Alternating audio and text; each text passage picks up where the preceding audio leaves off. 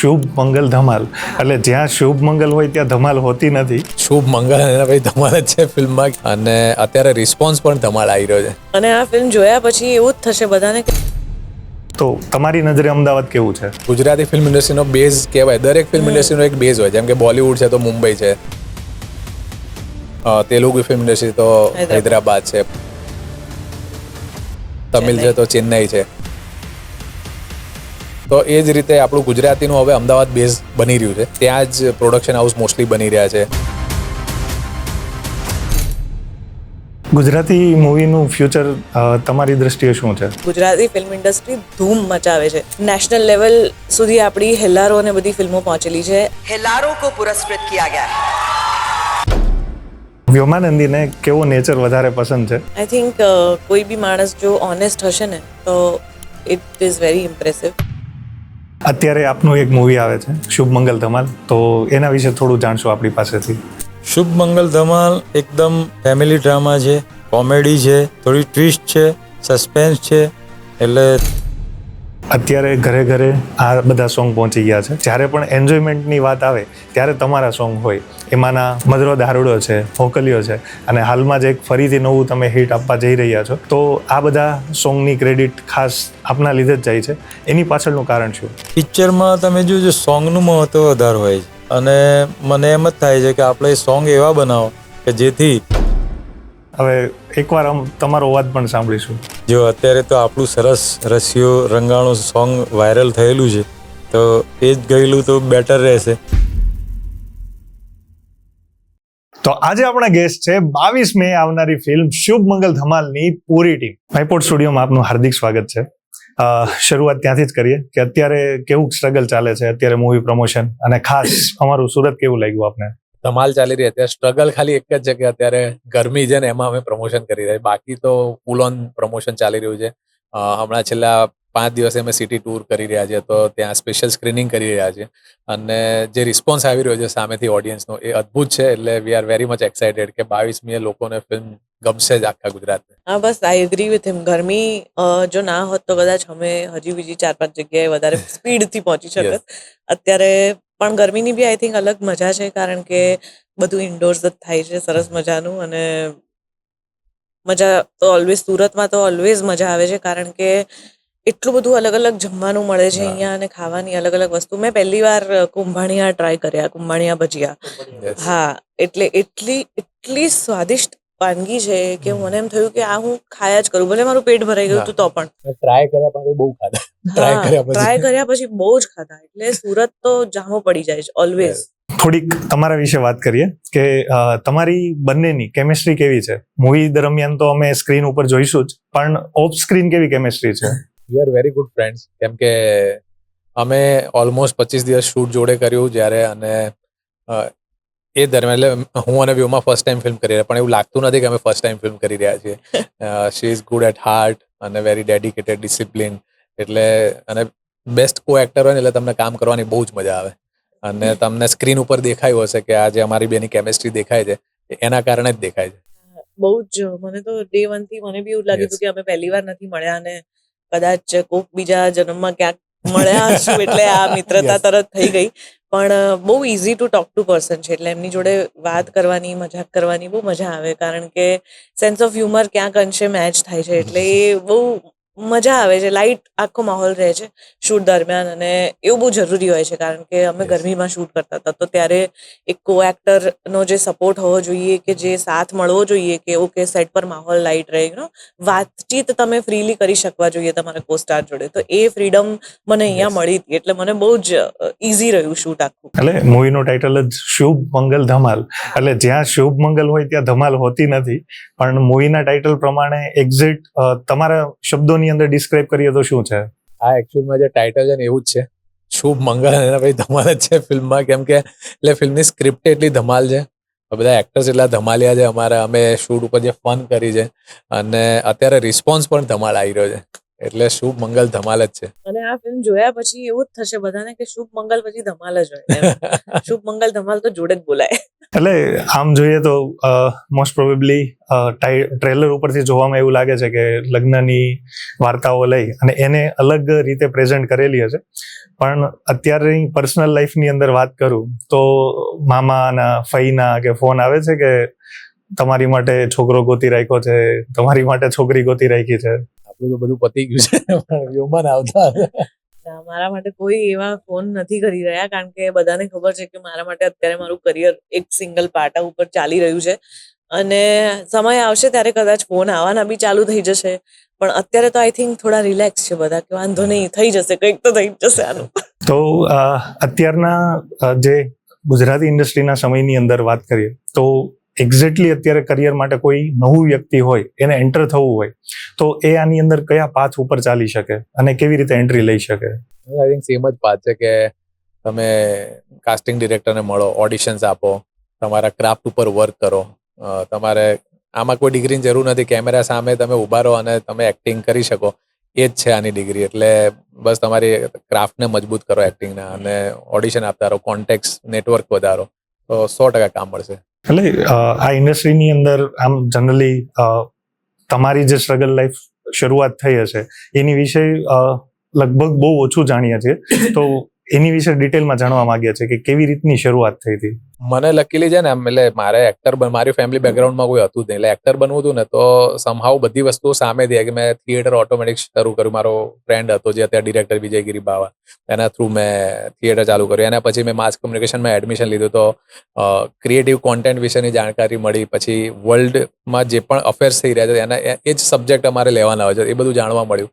પછી મેં as an assistant director કામ કર્યું, જે અમારા ડિરેક્ટર છે ફિલ્મના વિપુલ શર્મા, એમને મેં 1 વર્ષ માટે અસિસ્ટ કર્યા. પછી હું 2 વર્ષ મુંબઈ રહ્યો હતો, ત્યાં બહુ જ બધા ઓડિશન આપ્યા, અને હું રેડિયોમાં પણ કામ કરતો. રેડિયોના કારણે મને હોસ્ટિંગ પણ આવડતું હતું, તો એના કારણે મને કોઈ સ્ટ્રગલ નથી પડી કે પેલું ફાઇનાન્શિયલી તમારે કન્સિસ્ટન્સી ના રહે કે એવું બધું, કેમ કે હોસ્ટિંગમાં બહુ સારા એવા રૂપિયા મળતા. પણ આજે 5-7 વર્ષમાં જે બિગિનિંગના પીરિયડમાં જે બેઝિક વસ્તુઓ કરીને એ એક એક્ટર તરીકે જે શીખવા માટેની વસ્તુઓ, લેંગ્વેજ ઇમ્પ્રુવમેન્ટની એ બધી, તો એ બધી થઈ ગઈ ઓટોમેટિક. અને પછી વિપુલ સરે જ મને લોન્ચ કર્યો. પહેલી ફિલ્મ દેશબુક એમણે મને ઓફર કર્યું મુંબઈ હતો ત્યારે જ, અને પછી એના પછી તો I did 14 films till today. Good. આપની જર્ની? તો વાસ્ટ ટોપિક થઈ જશે, મારું આટલા ટૂંકમાં નહીં પતે. એટલે મને આઈ થિંક બહુ ભગવાનનો મોટો હાથ છે. હું કેનેડાથી અહીંયા 20 વર્ષની થઈ ત્યારે આઈ મૂવ્ડ હિયર. નાનપણમાં મેં ઘણી અહીંયા એક્ટિંગ કરીને શૂટ્સ કર્યા અને એઝ અ ચાઇલ્ડ આર્ટિસ્ટ બહુ કામ કર્યું. એના પછી અમે કેનેડા જતા રહ્યા હતા. તો 20 વર્ષની ઉંમરે જ્યારે હું પાછી આવી તો મેં પહેલાં તો એક્ટિંગ સ્કૂલ કરી, સો દેટ મને મુંબઈમાં રોજ સવારે આવવા જવાની, રિક્ષા લેવાની, બસ લેવાની કે જેવી કંઈ ટ્રાવેલિંગ હોય એની આદત પડે, એક રૂટીન તમારું બંધાય, કારણ કે મારા માટે તો આખો દેશ જ નવો હતો.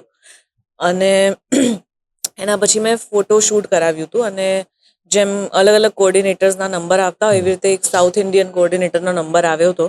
તો મેં મારા ફોટોઝ મોકલ્યા અને આઈ ગોટ શોર્ટ લિસ્ટેડ. એના પછી મારો હૈદરાબાદમાં લુક ટેસ્ટ થયો હતો અને પછી I got my first film. એટલે બહુ ફોર્ચ્યુનેટ કહેવાય કે મને 1 જ વર્ષની અંદર as a lead actress Telugu film મળી ગઈ હતી. એના પછી ગુજરાતી ફિલ્મ મળી અને that journey is still on going, so touch wood. જ્યારે વાત કરીએ મૂવીઝની, તો બોલિવૂડ મૂવીઝમાં એન્ટ્રી કરવી હોય તો બધા પહેલું પોતાનું ડ્રીમ સિટી એટલે મુંબઈ સિલેક્ટ કરે છે, અને જ્યારે ગુજરાતી મૂવીમાં ઇન્ડસ્ટ્રીમાં જ્યારે આગળ વધવું હોય ત્યારે અમદાવાદને વધારે પ્રાયોરિટી આપે છે. તો તમારી નજરે અમદાવાદ કેવું છે? એટલે ડેફિનેટલી ગુજરાતી ફિલ્મ ઇન્ડસ્ટ્રીનો બેઝ કહેવાય. દરેક ફિલ્મ ઇન્ડસ્ટ્રીનો એક બેઝ હોય, જેમ કે બોલિવૂડ છે તો મુંબઈ છે, તેલુગુ ફિલ્મ ઇન્ડસ્ટ્રી તો હૈદરાબાદ છે, પછી તમિલ છે તો ચેન્નઈ છે. તો એ જ રીતે આપણું ગુજરાતીનું હવે અમદાવાદ બેઝ બની રહ્યું છે કે બધા ત્યાં જ પ્રોડક્શન હાઉસ મોસ્ટલી બની રહ્યા છે. ઇવન હવે શૂટ પણ મોસ્ટલી 80% શૂટ ત્યાં થતા હશે, બાકી સ્ટોરીના હિસાબથી અલગ અલગ જગ્યાએ ટ્રાવેલ કરવું પડે તો પડે. તો બધી મિટિંગ્સ મોસ્ટલી હવે અમદાવાદમાં થાય છે.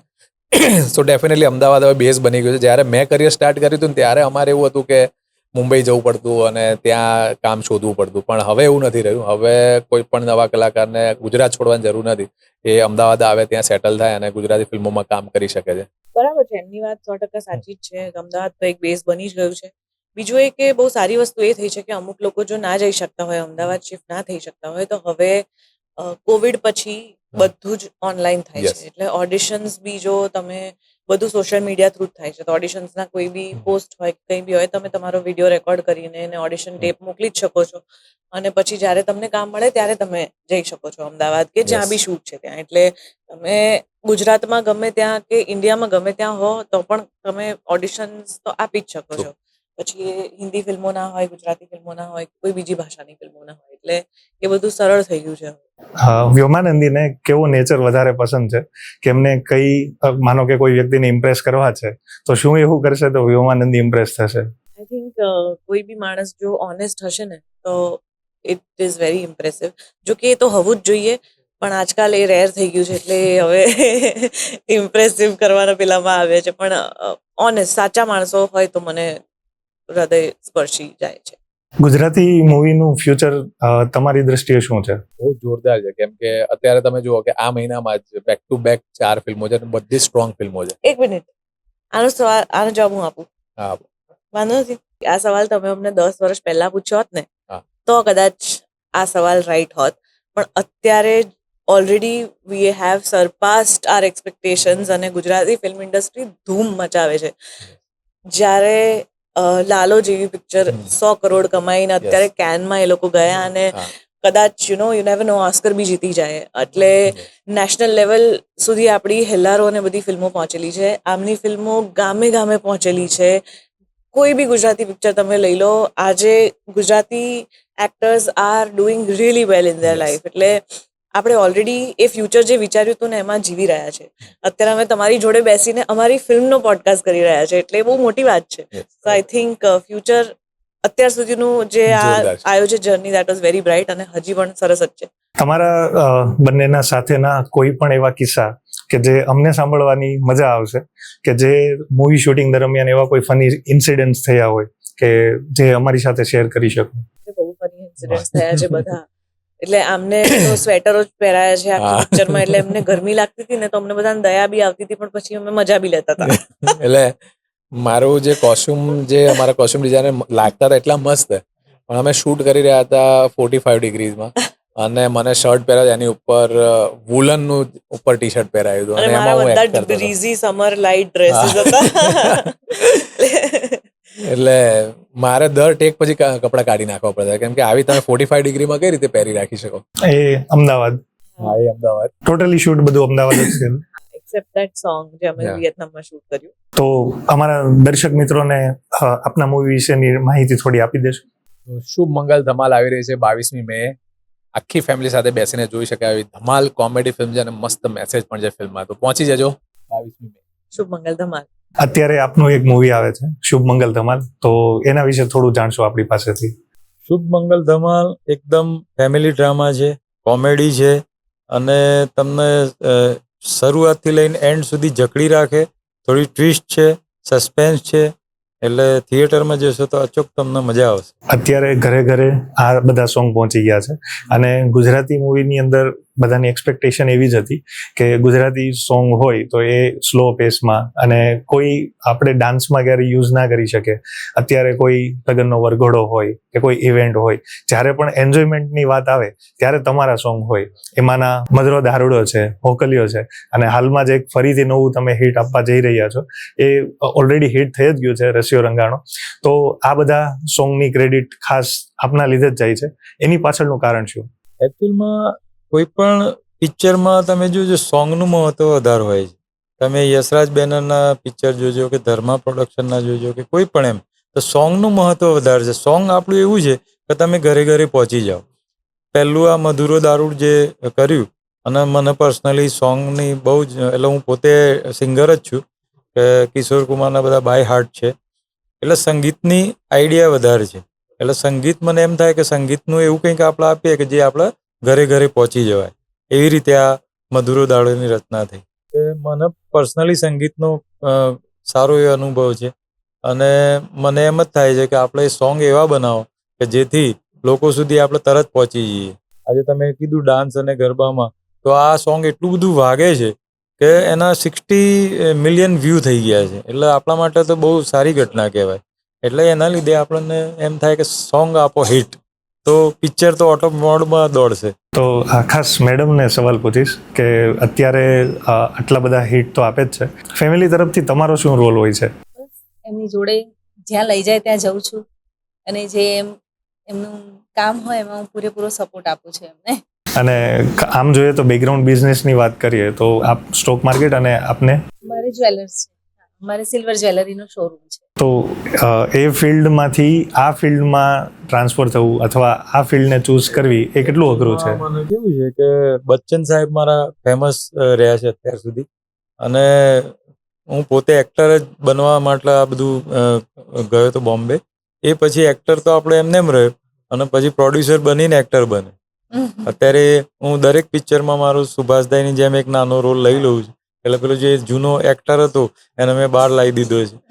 એટલે મેન તો એક્ટિંગનો ગજબ શોખ હતો, એના લીધે મને પિક્ચર બનાવવાનું પ્રોત્સાહન મળ્યું. અને આપના અપકમિંગ ફ્યુચર પ્રોજેક્ટ શું શું આવે છે? આપ પૂરું થઈ જાય એટલે રિલીઝ છે 22મી મેના રોજ. એ પછી અમે એક પ્રોજેક્ટ ઉપર વાતચીત ચાલુ છે મલ્હાર ઠાકર સાથે. અમારો એક નેક્સ્ટ પ્રોજેક્ટ છે અને એ બસ બધી તૈયારીઓ ચાલે છે, એટલે ગમે ત્યારે ચાલુ થઈ જાય એવું છે. જ્યારે ફરવા માટે જાઓ છો, અધરવાઇઝ તમારી ઘણી બધી રીલ્સો હોય છે જે કપલ્સની અંદર ઘણા જૂના સોંગ સાથે આપ ડાન્સ પણ કરો છો, તો સોંગ અને ડાન્સ સાથે કેટલું આપનું રિલેશન કેવું છે? મને બહુ શોખ છે, ડાન્સનો બી બહુ શોખ છે. એટલે પછી સંજયને સોંગ ગાવાનો શોખ છે, એટલે બંને મેચ થઈ જાય. હા, કરાવવો પડે. આપણે જે શીખવાડ્યું હોય ને એનાથી ઊંધું થઈ જાય. Free dance. સોંગ જ્યારે ગાવાનું હોય ત્યારે સોંગમાં તો આપણને બધા બાય હાર્ટ છે. તમે ગમે ત્યારે ગમે તે સોંગ ચાલુ કરો ને એટલે આપણે બોલવાનું ચાલુ થઈ જ જાય, એમાં ઊભા ના રહેવાય એમ. એટલા બધા શોખ છે મને સોંગનો. અને ઘણા બધા સોંગ છે બચ્ચન સાહેબના કે જે બધા જ મને બાય હાર્ટ છે. એવું નહીં મને ગમે એવું ગાવાનું, તમને ગમે એવું નહીં. મેડમ માટે મેં 2-3 ગીત ગાયેલા જ છે કે જે કંઈ પણ બર્થડે હોય કે તો હું ગાતો હોઉં છું. એટલે સ્પેશિયલ ઘણા બધા ગીત છે એમના માટે. ના, અમે આગળ જતા ફ્યુચરમાં એક આપનું આલ્બમ સોંગ પણ જોઈ શકશું કદાચ ઇન ફ્યુચર. 100% તમે આ આઈડિયા આપી તો મને આમ થોડી વાર માટે થઈ ગયું, કરી જ દઈએ. અત્યારે ઓલરેડી સિચ્યુએશન ઊભી થઈ જ છે, તો ખાલી વાત થઈ. હવે એકવાર તમારો અવાજ પણ સાંભળીશું. જો અત્યારે તો આપણું સરસ રસિયો રંગાણું સોંગ વાયરલ થયેલું છે, તો એ જ ગયેલું તો બેટર રહેશે. કે તારો રસિયો રંગાણો તારા રંગમાં ઘેર જાઉં ઘેર જાઉં ગમતું નથી હો ઘેર જાઉં ગમતું નથી. ખૂબ તો ખાસ આપનું જે મૂવી 22 તારીખે આવે છે એની માટે ખૂબ ખૂબ શુભકામના, અને અમારા દર્શક મિત્રોને એની વિશે થોડી આપ માહિતી આપી દઈશો. શુભ મંગલ ધમાલ 100% ફેમિલી એન્ટરટેનમેન્ટ મૂવી છે અને ફૂલ કોમેડી છે. તમે જોવા જશો તો 100% હું તમને ગેરંટી આપું છું કે તમને ક્યાંય એવું નહીં લાગે કચાશ કોઈ રાખી નથી. એના તમે સોંગ જોશો તો એક સોંગ અમે વિયેતનામમાં શૂટ કરેલું છે અને તમને લુકિંગ ફીલ બધું એટલું સરસ આવશે કે તમે પિક્ચર જોઈને 100% માર્ક આપજો અમને કે ભાઈ કેવું લાગ્યું. અને હું એક જ કહીશ કે ગુજરાતી ઓડિયન્સને એટલી કહીશ કે 100% તમે થિયેટરમાં જોવા જજો, કારણ કે આ પિક્ચર તમને થિયેટરમાં જોવા માટે બન્યું છે એવું સમજીને ચાલો. એટલે 22 તારીખે શુભ મંગલ ધમાલ રિલીઝ થઈ રહ્યું છે, 100% થિયેટરમાં જોવા જજો. ફરી એકવાર આપનો ખૂબ ખૂબ આભાર. જય હિન્દ, જય ભારત.